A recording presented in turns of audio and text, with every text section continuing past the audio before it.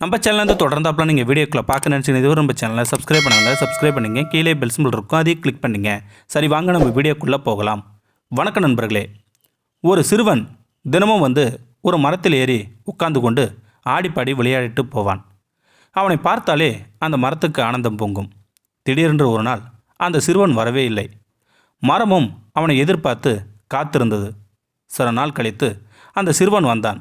அந்த மரம் சந்தோஷத்துடன் அவனை பார்த்து, ஏன் இவ்வளவு நாளா என்னை பார்க்க வரல, உனக்கு என்ன பிரச்சனை என்று கேட்டது அந்த மரம். என் நண்பர்கள் எல்லாரும் அழகழகாய் பொம்மைகள் வைத்திருக்கிறார்கள், ஆனால் என்னிடம் மட்டும் ஒன்றுமே இல்லை என்றான் அவன்.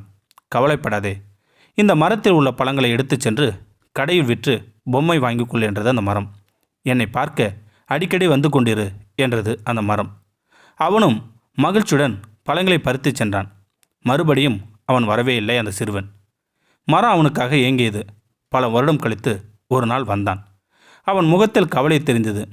இப்போது அவன் வளர்ந்திருந்தான். அவனை பார்த்ததும் மரத்துக்கு ஏக சந்தோஷமாக இருந்தது.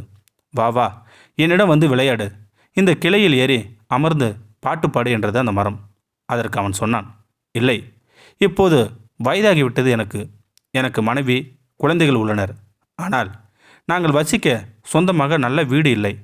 வீடு வாங்க என்னிடம் பணமும் இல்லை. மரம் உடனே சொன்னது, பரவாயில்லை, உனக்கு கொடுக்க என்னிடம் பணம் காசு இல்லை. அதற்கு பதில் என்னுடைய கிளைகளை வெட்டி எடுத்துச் செல், அதில் ஒரு வீடு கட்டுக்கொள் என்றது அந்த மரம். அவனும் கோடாரியால் கிளைகளை வெட்டத் தொடங்கினான். இப்படியே ஒரடியாக என்னை பார்க்காமல் இருக்காதே, முடிந்தவரை வருடம் ஒரு முறையாவது பார்த்து செல் என்றது அந்த மரம். வேண்டிய கிளைகளை வெட்டி எடுத்துச் சென்றான் அவன். அதற்கு பின் பல வருடங்கள் வரவே இல்லை. வருவான் என்று மரமும் நித்தமும் காத்திருந்தது. பல வருடங்கள் கழித்து பார்க்க வந்தான் அவன். மரம் அவனை பார்த்து ஆனந்தம் கூத்தாடியது. அவன் எப்போது போல சோகமாக இருந்தான். ஏன் இப்படி இருக்கிறாய் என்று மரம் கேட்டது. என் மீன்பிடி படகு உளுத்து விட்டது. படகு இல்லாதால் மீன் பிடிக்க முடியவில்லை. அதனால் எனக்கு வருமானமே இல்லை. நாங்கள் ரொம்ப கஷ்டப்படுறோம் என்றான் அவன். மரம் துடித்து போனது. நான் இருக்கிறேன், என்னுடைய அடிமரத்தை வெட்டி எடுத்துக்கொள், அதை வைத்து நீ பெரிய படகு கட்டிக்கொள் என்றது அந்த மரம். அவன் அடிமரத்தை வெட்டும்போது, மறக்காதே, வருடத்திற்கு ஒரு முறை என்று இல்லாமல் எப்போதாவது என்னை பார்க்கவா என்றது அந்த மரம். ஆனாலும் அவன் வரவே இல்லை. மரத்துக்கு நம்பிக்கை மெல்ல மெல்ல மறைய ஆரம்பித்தது. அப்போதுதான் அவன் வந்தான். தலையெல்லாம் நரைத்து கூன் விழுந்து மிகவும் வயதான தோற்றத்துடன் அவன் அந்த மரத்திடம் வந்தான். அவனை பார்த்ததும் மரத்துக்கு அழுகியே வந்துவிட்டது. இப்போது உனக்கு கொடுக்க என்னிடம் பழங்கள் இல்லை, கிளைகள் இல்லை, அடி மரமும் இல்லை.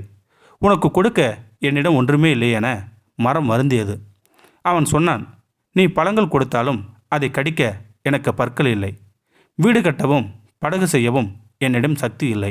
எனக்கு இப்போது ஓய்வு மட்டுமே தேவைப்படுகிறது என்றான் அவன். அப்படியா, இதோ தரையில் கிடக்கும் என் வேர்களை படுத்துக்கொள் என்றது அந்த மரம். அவனும் அந்த வேர்களில் தலை வைத்து படுத்து கொண்டான். இந்த சுகத்துக்குத்தான் அந்த மரமும் பல வருடங்கள் ஏங்கி தவித்தது. இப்போது அந்த ஏக்கம் நிறைவேறியது அந்த மரத்துக்கு. அந்த மரமும் ஆனந்த கண்ணீர் விட்டது. இது மரத்தின் கதையல்ல நண்பர்களே, நம் பெற்றோர்களின் கதை. இந்த சிறுவனைப் போல் நாமும் சிறு வயதில் தாய் தந்தையரோடு விளையாடுகின்றோம். வளர்ந்து பெரியவனானதும் தமக்கென்று குடும்பம், குழந்தை என்று ஒதுங்கி விடுகின்றோம். அதன்பின் ஏதாவது தேவை அல்லது பிரச்சனை என்றால்தான் அவர்களை தேடி போகின்றோம். நம்மிடம் இருப்பவைகளெல்லாம் அவர்கள் கொடுத்தது என்பதை புரிந்து கொள்ளுங்கள். நம்மால் அவர்களுக்கு எதுவும் கொடுக்க முடியாது. நம்முடைய பாசம், அன்பு, அனுசரணையான வார்த்தைகளை தவிர அவர்கள் விரும்புவது அதைத்தான் நண்பர்களே. இந்த வீடியோ உங்களுக்கு பிடிச்சிருந்தா கமெண்ட் பாக்ஸில் கமெண்ட் பண்ணுங்கள், கூட உங்கள் ஃப்ரெண்ட்ஸுக்கு ஷேர் பண்ணுங்கள். இதுவரை நம்ம சேனலை சப்ஸ்கிரைப் பண்ணுங்கள். கீழே பெல் சிம்பிள் இருக்கும், அதையும் கிளிக் பண்ணுங்கள். தேங்க்யூ ஃபார் வாட்சிங்.